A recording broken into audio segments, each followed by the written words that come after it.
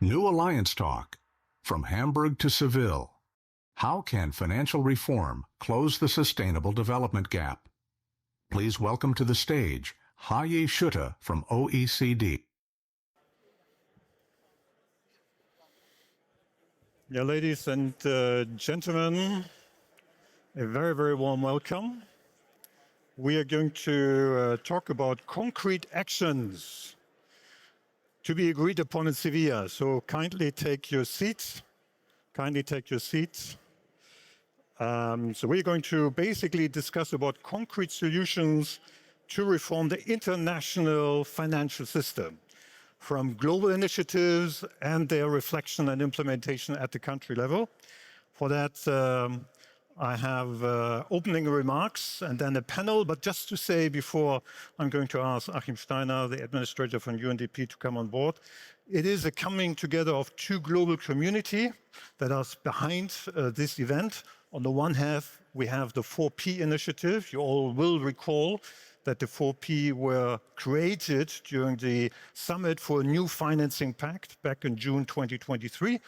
Nowadays supported by some 73 countries worldwide, from the global north to the global south. And you may also know that 4P is very much driven by coalitions, global coalitions, for example, on climate resilient debt clauses, on debt for development, nature, and climate. We are going to have this being reflected also by the panelists. On the other hand, we have the INNFs, everybody knows this, the Integrated National Financing Frameworks, led by UNDP, among others. Some 85 countries have used this approach, and obviously also the members that are supporting the INNFs have big plans to even provide more emphasis for this approach at Seville. So with that, I'd like to hand over to Achim Steiner, UNDP Administrator. The floor is yours for opening remarks, please.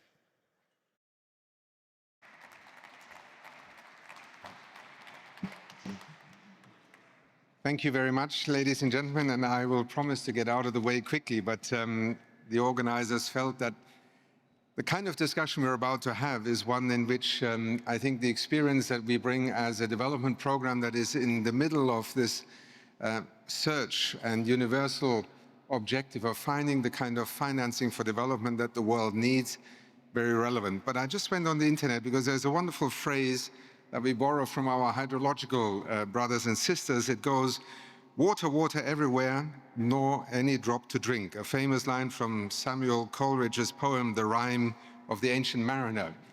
I think if you're a developing country today, you could just replace the words water, water everywhere with money, money everywhere, but not a cent to find. And this is part of why I think the discussion this afternoon here is so important. We are looking at a UN-convened summit, financing for development. It is a moment in time where I think some of us who have thought about, when is a good time to organize a summit, when is a bad time, might have wished, and my friend Antón, who sits right in front of me here, will forgive me for a moment because I don't really mean it. Maybe it would have been nicer if it would happen 2 or 3 years later. But actually, I would argue the opposite.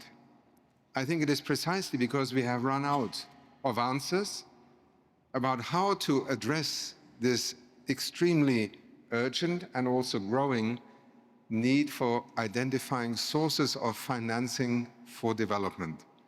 Now, one of the things that I think in Seville we will have to face is that the old equation that when we meet internationally, financing for development is usually about how the North negotiates with the South, how the OECD finds a formula, and then the G77 responds.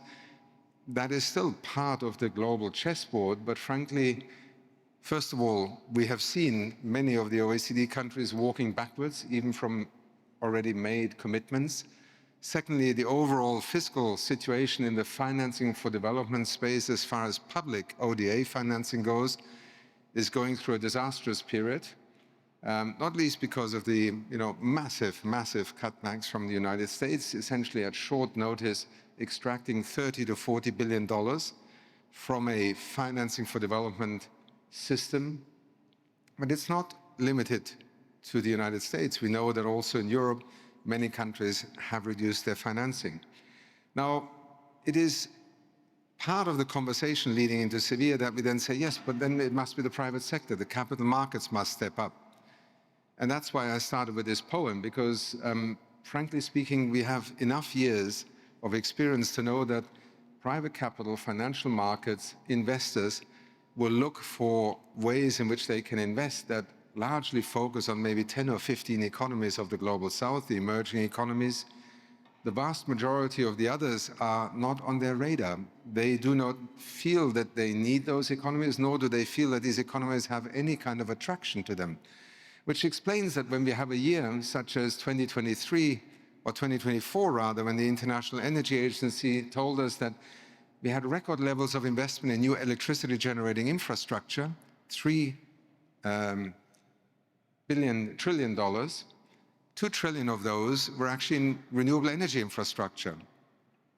It's an extraordinary breakthrough, as I said this morning, but then you find out that less than 2% of those investments actually landed on the continent of Africa, where ironically, the majority of people live who have no access to electricity.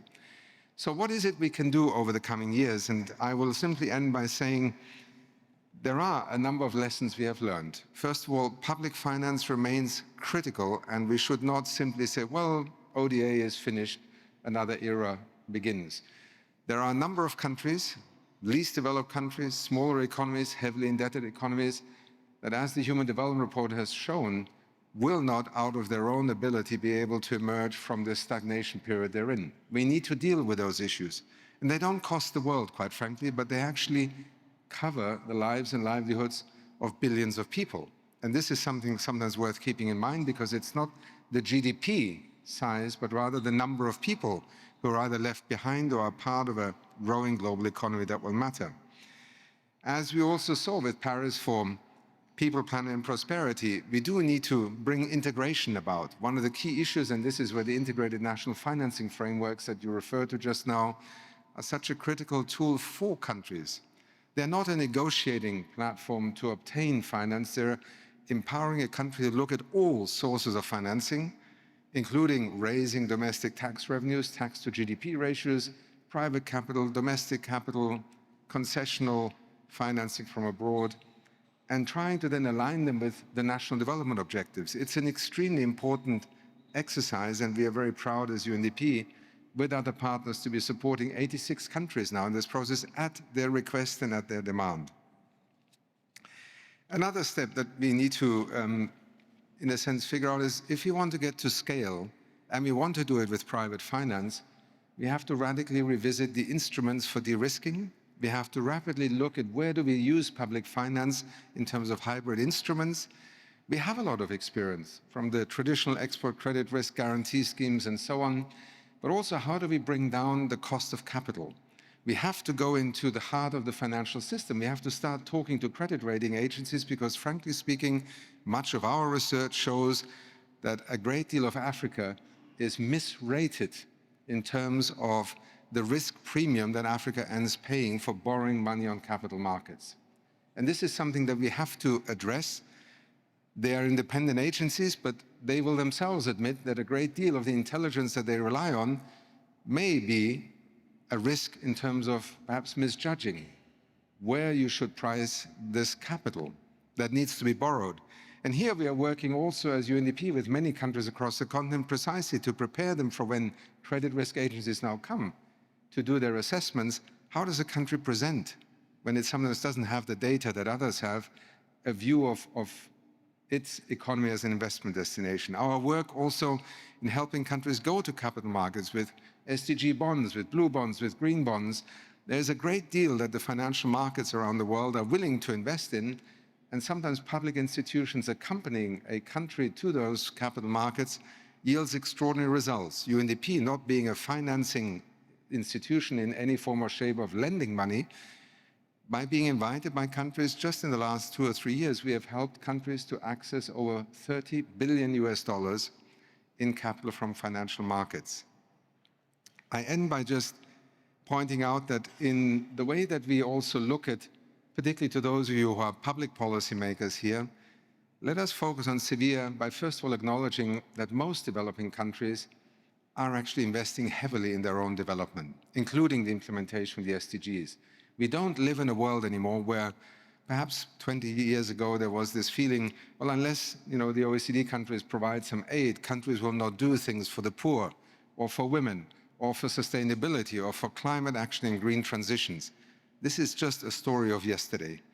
What we need to find is common cause around the shared interests of accelerating these investments.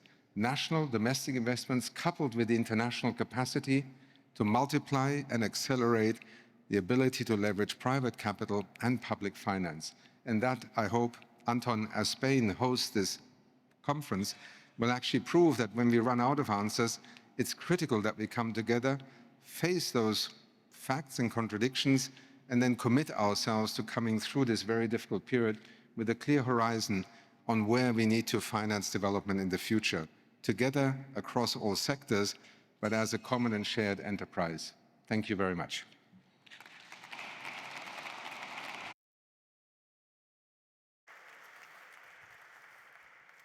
Thank you so much, Achim, for the scene-setting wise words and the call for action, for concrete action coming out of Seville.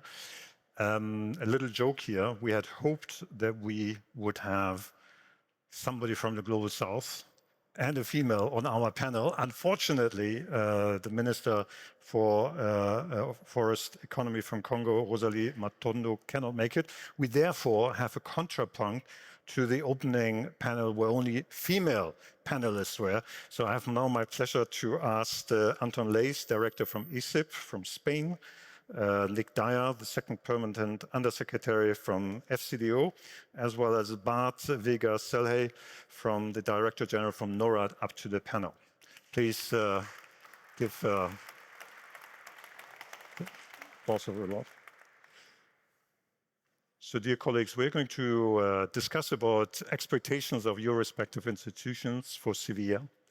And I'd like to start off with Antón. Not as a surprise, you're representing Spain here. And could you say of us a few words about what you expect as concrete outcomes for Spain, for Seville? And then maybe say also some words about the coalitions you are involved in from the 4P, for example, on the Brazilian debt clauses. Please, over to you, Antón. Thank you, Haje. One thing that I think is connected Hamburg with Seville is good weather. We have a sunny day here in Hamburg, but expect 20 degrees more in Sevilla, I have to say. More than that, I think there is a sense of energy, and I think we cannot miss this one. There is a number of countries, in particular in the Global South, that are looking at us. I think this is a litmus test in a way. There's been a number of multilateral declarations. I spent a big part of my professional life negotiating some of these declarations. I think Sevilla can be like no other. We are going to need to deliver tangible results, I think at least in two fronts. I think, number one, we need to start, and we're starting to see a change in narrative in what we do. The work of FCDO, the work of Norad, or the work of ICID. More and more, we are less asked to do aid and to do some sort of a strategic investment in a common future. As a matter of fact, you will see one of the themes that our government is going to put in special events, side events, is going to be investing in global solidarity. And I think that is what we want to see in Seville. Division not between North and South, East and West, but between those who want to do things, get things done, and those who maybe want to stand on the sidelines. So I think this change of narrative is indeed very important. And with some friends here, we are putting together, for instance, a meeting of development agencies from North and South to discuss about how we finance sustainable development. And I think, frankly, if we approach the topic from ODA, the reality is that we are going to need to do less with less. And that requires prioritizing, that requires addressing fragmentation. I think we need to come out of Seville with maybe a smaller ODA system, but one that is stronger than it is able to deliver. And there are a bunch of initiatives, some of them you were mentioning. Debt clauses. Developing countries have an overall debt of 11.4 trillion at the moment. It's a big multiple of ODA. And does it make sense that they continue to make those repayments when an environmental crisis, a climate crisis, or a food security crisis, as we had in the last few years, hits? It doesn't, and that is why Spain, together with other countries, is including those debt pause clauses in our financing agreements, and we expect others to do. This is the kind of tangible progress that we can make in the area of debt. Frankly, not extremely overambitious, but it can make a big difference in many countries. By the way, not all of them LDCs, some middle-income countries that are hit by this crisis and that are still confronted with debt repayments. And then on INFFs, another way of being smarter, doing smarter development and doing maybe less with less, but certainly better with less, is actually empowering the countries, our partner countries where we work. And that means giving them the opportunity of looking at all the different flows.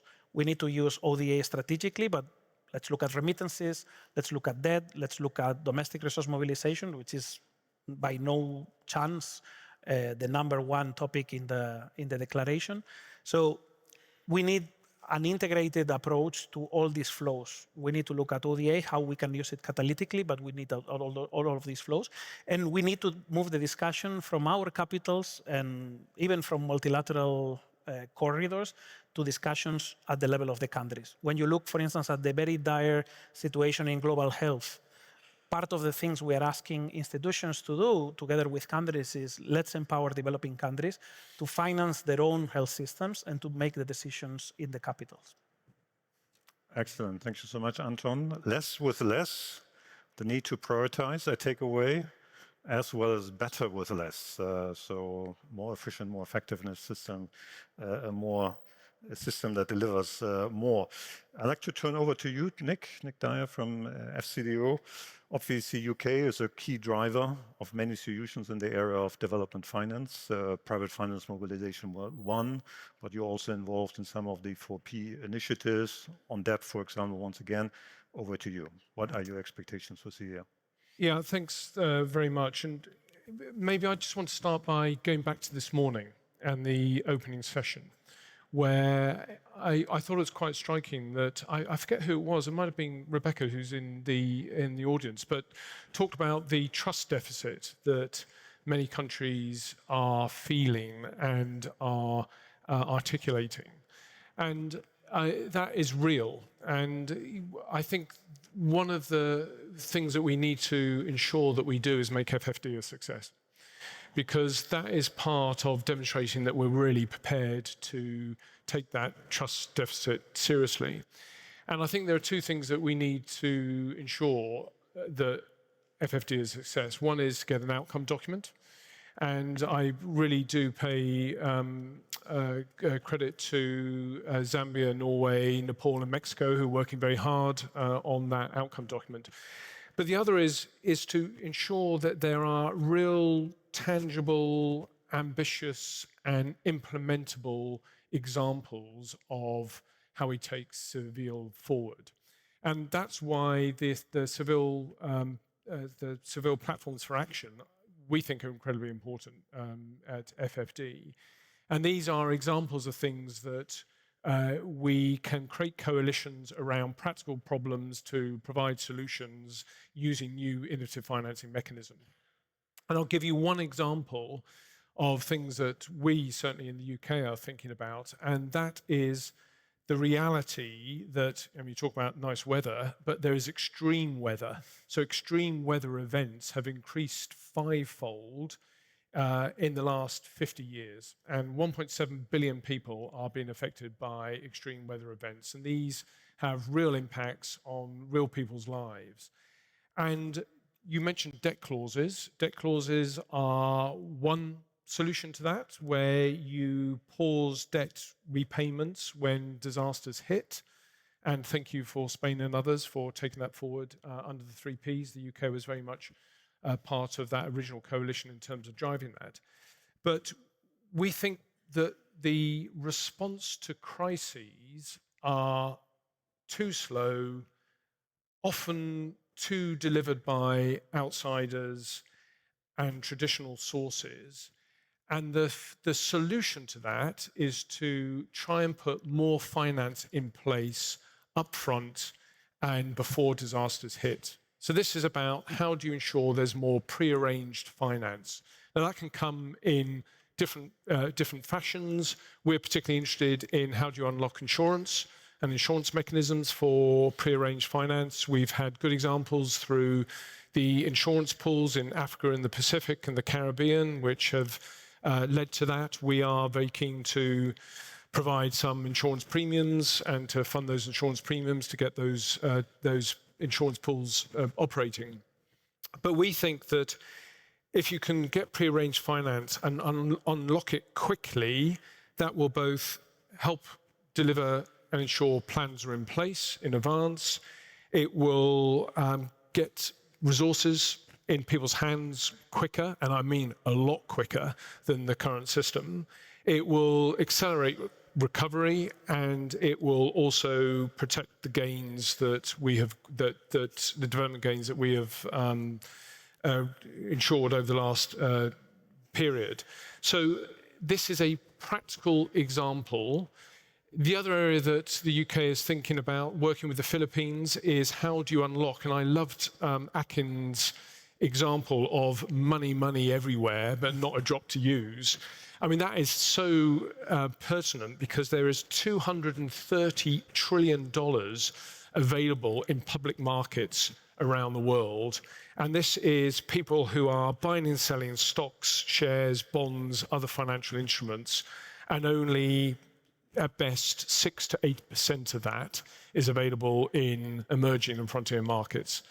And the question is, how do you unlock more of that? How do you invest in public markets and build public markets to ensure and unlock greater access to financing?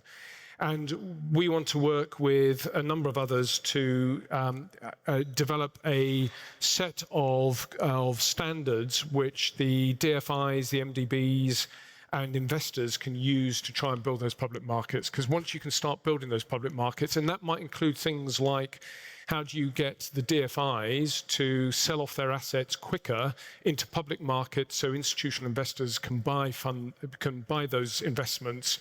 That generates additional income. It gets people used to investing in low-income markets, and there's a win-win for everybody. So look, there are practical things we could do, and we just need you, Seville, to drive those through.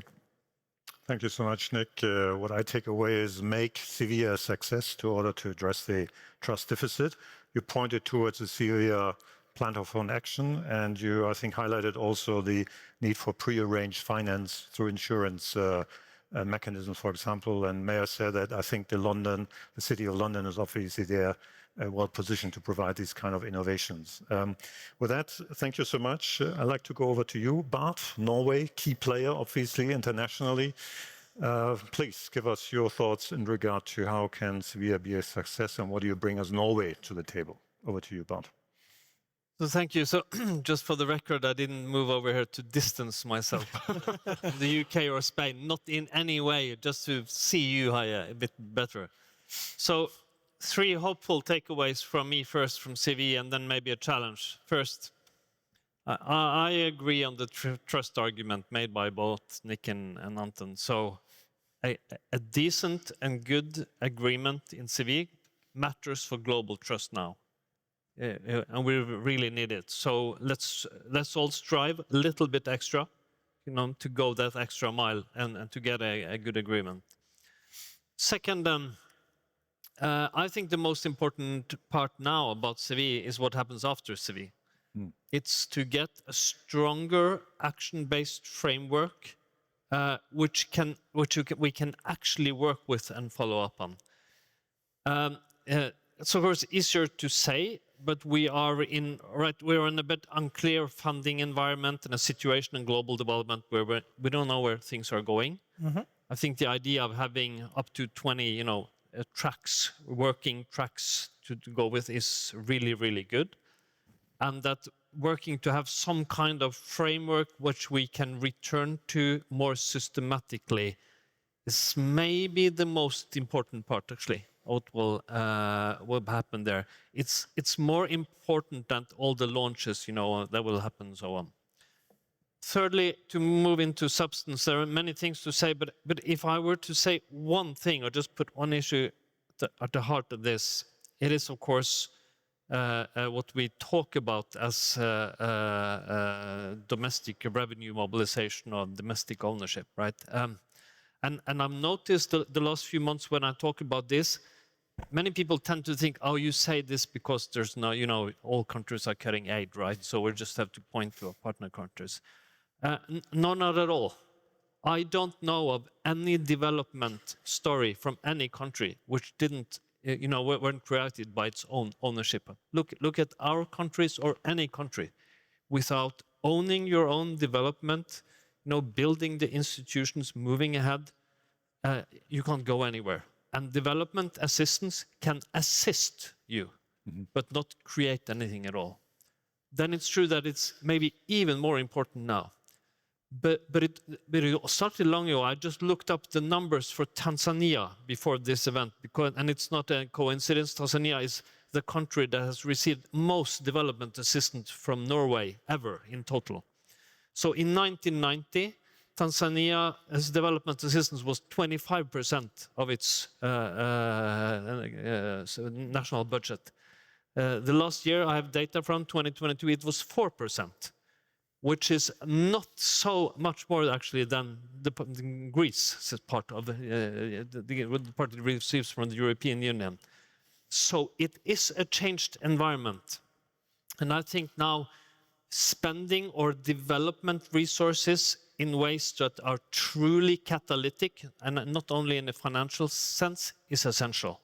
So the goal of doubling development assistance to capacity building in countries, extremely important, whether it's for digitalizations, digital IDs, global public infrastructure, we're working a lot with that, taxation, ways that are truly transformational, and then also understanding more about in which situation does it work, right? It also has to be cost effective, but it's extremely important. I do also think that using guarantees and guarantee schemes in more systematic and good ways, an extremely important part of this.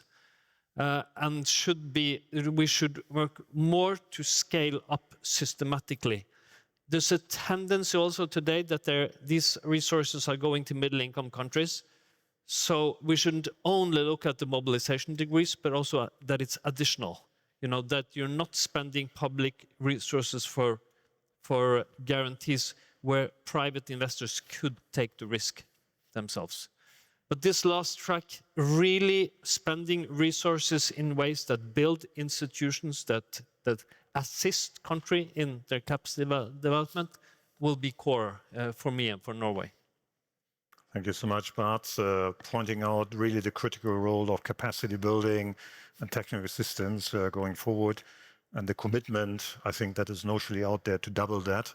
Just to say, coming from the OECD, we have only 2 to 3% of funding, ODA funding, going into domestic resource mobilization. That's something I think members are discussing, whether that shouldn't be substantially increased for a lot of good reasons. Yeah, thank you, Bård, for that.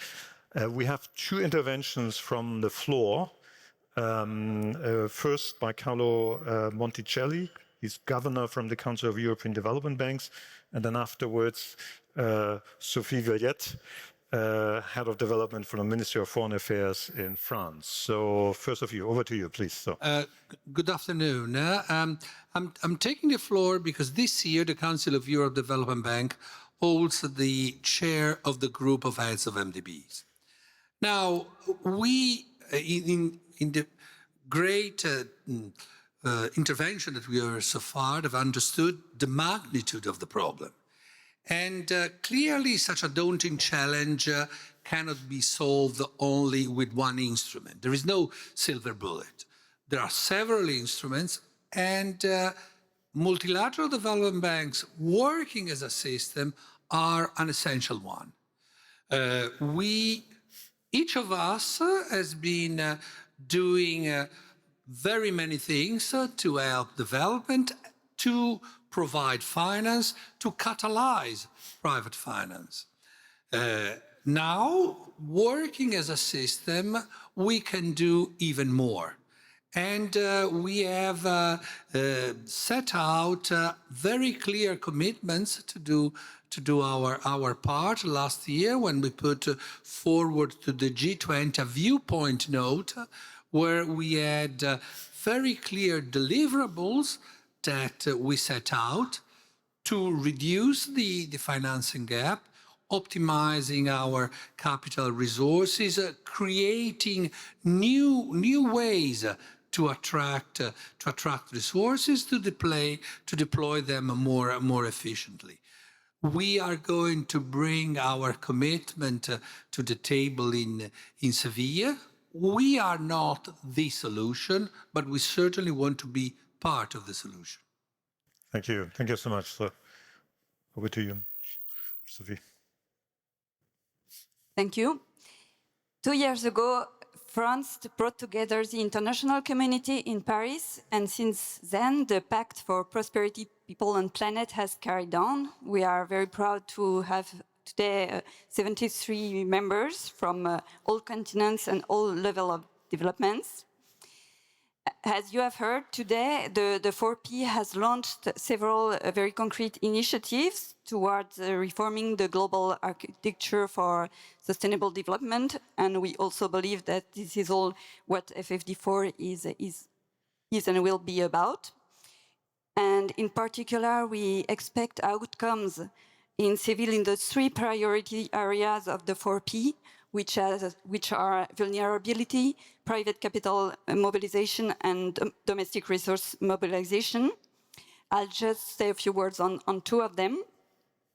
First, on resource mobilization, as I already said before today, you know, French people love taxes. So France is very active in the task force for global solidarity levies. The idea of this task force is to work towards a fairer, more stable and more efficient international tax system where everyone, public and private actors alike, contribute their fair share, also in view of their carbon footprint. And I would say that the success of the French airline ticket tax in financing global health illustrates the feasibility of such an endeavor. So on this, we thank the 4P community for its support and encourage other partners to join. Second, on vulnerability, the 4P intends to launch an ambitious roadmap in Seville, resting on 2 pillars. First, a coalition of major donors aiming to include vulnerability in their ODA. And on this, we are inspired by the multidimensional vulnerability index in the resolution that was passed at the UN General Assembly last summer. The second pillar would be a much-needed discussion space between multilateral actors, such as MDBs and vertical funds, on how to include vulnerability. This also is fully in line with Spain's work on Beyond GDP, which we very much agree on.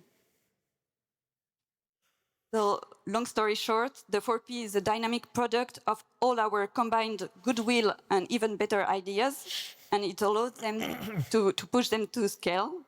So we are looking forward to all that will come out of Seville, and I would like to end by wishing us all luck and courage. Thank you so much. Thank you, Sophie. Thank you, Carlo. So the panelists have been all very efficient in their timing and interventions. We have a couple of minutes for questions and interventions actually from the floor. I mean, you see the clock ticking up there. We have a big clock down here. I see a hand, 2 hands up here, and then another hand. Maybe we take these 3 and then we see how far we get. Please. Thank you. Thank you very much. Very interesting. And as you said, there's a lot of hope about Seville. 2 key elements which have not been mentioned as an African who lives and works in Africa, governance and political economies, which devastate the finances in our countries. We must, as difficult as these subjects are, we must continue to work on them. A couple of suggestions for Seville: more eyes on the table. So in all types of financial discussions and negotiations with our countries, more of the parliamentary audit committees, which exist in all of our countries, more of the supreme audit institutions, which exist and produce fantastic reports and are organized continentally. We need to see them there. And then please address illicit financial flows, many of which a great part of the responsibility is companies from the West. Thank you so much. Call for good governance. Could you just say your name? Oh, sorry, yes. My name is Kawala from Cameroon. Thank you so much. And the gentleman to your right, yes, please. Yeah, my name is Bård from Global Policy Forum Europe. Achim Steiner said in the beginning, Summit wished this conference had taken place 3 years later. I think it's actually the other way around. This conference should have taken place 3 years earlier. And actually, there was a mandate in the Addis Ababa Action Agenda that we decided in 2019 on a new conference. The lack of progress in financing development is one of the key reasons why the Agenda 2030 has been derailed. So we need progress here. And we see that the G20, for instance, convenes on heads of state level every year, on finance minister four times a year. So the question is actually, who do you want to have at the table when these decisions are made? And it's great that we now have a situation where all countries sit at the table to discuss a new global financing framework. We want to particularly thank Spain for taking the leadership in hosting this conference. Perhaps a critical word about the role of the European Union. I think the European Union does not play such a great role in negotiations. The European Council conclusions have not been precisely the shiniest moment in the history of the European Union on this subject. And so we would hope that the European Union takes a more ambitious stand in the final stretch of the negotiations, which are about to close in the next 2 weeks. And we would also expect, now that the European Union member state is hosting, that the EU member states participate at the highest political level in Seville. Thank you. So I hear something, some impatience here, timing and substance-wise. Thank you so much. Over to you. Hello, I'm taking a look at the time, so I'm going to be really forward. I'm Nati García, I'm the ED of the Open Data Charter. I'm Argentinian, but I represent a global civil society organization, and I do represent civil society organizations as the Open Government Partnership Steering Committee and at the UN Working Group on Data Governance. And the question goes to finance for civil society organizations work. I don't know if it's going to be part or a huge part of the agenda of FF4D, but it should be, because part of the hit has been going to financing for our work. And if we mean, when we say we want participation in those forums, we actually need to focus also on that. Thank you. Thank you so much. A call for participation beyond the governments. Just to see any urgent questions. Yes, one, and then I hand over to Bård and we go back here. So over to there's the last question from the lady there to the right. Yes, please. Thank you very much. My name is Florence Sevo from the SDGs Kenya Forum. Honorable, thank you so much for the question raised in terms of funding Africa for very many years. So mine is to ask about how do we move to sustainability in terms of civil society work, income generating funding that can make sure that we don't keep funding the same organizations for many years and we don't get those sustainable methodologies. So can that be something that we prioritize on moving forward? Thank you very much. Thank you so much. Sustainably broadly. Bård, can I ask you reflections from any of what you have heard? Keep it short, and then Nick and Antón, please. Sure, thanks. First, Kalala from Cameroon. So like my kids say when I say something smart, I just echo them. They say, word. That was so totally agreed. It's also part of the bigger, resource mobilization agenda and spending development assistance in ways that are building good and resilient institutions in countries. Then just one word on taxes, because, if you think the French love taxes, maybe you should try and visit Norway. But my take on this is still a bit different, and I think this matters, but taxes are extremely important. Norwegians or people generally don't love taxes. But many people, you can get people to love what taxes can pay for and do in a society, right? And this matters because taxes should be efficient, but they are there to be spent on public goods that can build societies. Countries that are able to build a long-term resilient funding for education and healthcare and all the other purposes a country needs are usually countries with a better chance of succeeding. It's more important that they're efficient. Then finally, there's a conversation we will not have which in Seville that much, which is the bigger one. It's the future of the aid architecture, which is, of course, the much-needed global conversation we will need in the years to come with the big cuts now and on the geopolitical changes around us. Thanks. Thank you so much, Bård. Nick, 1 minute. Antón, 1 minute, please. Yeah. I'll leave the European Union question to the one member of the European Union panel. I was looking at you. Can I go back to the issue about private capital mobilization? We all talk about it a lot, but what really holds the private sector back, I think, is if you talk to the private sector too, it's all about uncertainty. Uncertainty kills investment. And two things can improve certainty. One is the business environment, and that is about regulation. It is about audit, supreme audit committees being clear that governments can be held to account. It's about civic society, which can hold governments to account. But it's also about contracting, rule of law, low transaction costs. Getting that business environment right is all part of reducing that uncertainty. The other is the ability to measure and price risk. And when people look at frontier markets, they just don't know what is the returns that you can get and what the risks are. And the risk for those of us who are holding that one precious resource, which is grant, is that we over-subsidize the private sector. And I think Achim was right, that we need to do much better about getting the data right to enable those who want to invest in frontier markets to understand what the returns are and what the risk is. Excellent. Antón, please. So one question about governance and look, many of our partner countries all of them are developing countries, but they are rich countries. And Africa is a good example. It's a net creditor to the rest of the world. We need to work on illicit financial flows. We need to work on governance. We've been doing so. Certainly the results are, I would say, mixed, but we need to continue working on those. On the question of civil society, Spain is among OECD DAC countries, the country I think that has the highest financing through civil society. We are seeing a paradigm shift in a world of development aid in which development agencies and governments were almost the only actors.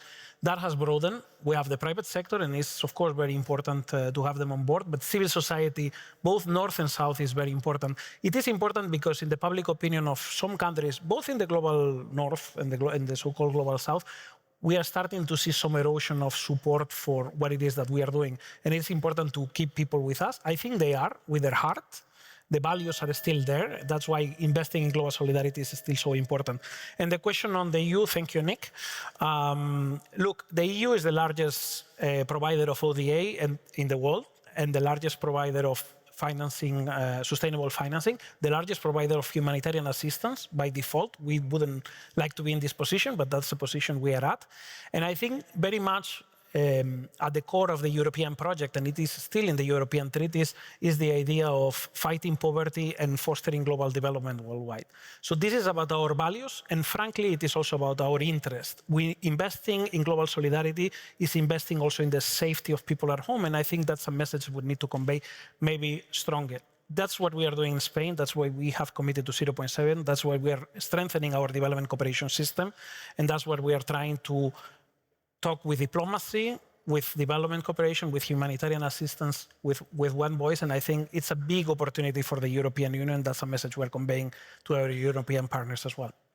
Thank you so much. Thanks, colleagues, for a great panel. Thank you also for Achim Steiner to be here. Strong call for a strong outcome in Seville, and I think also a call for strong action afterwards. So thank you so much. Thanks for being here. And yeah, we look forward to the rest and the continuation of the discussion here in Hamburg. Thank you so much. Thanks for being here.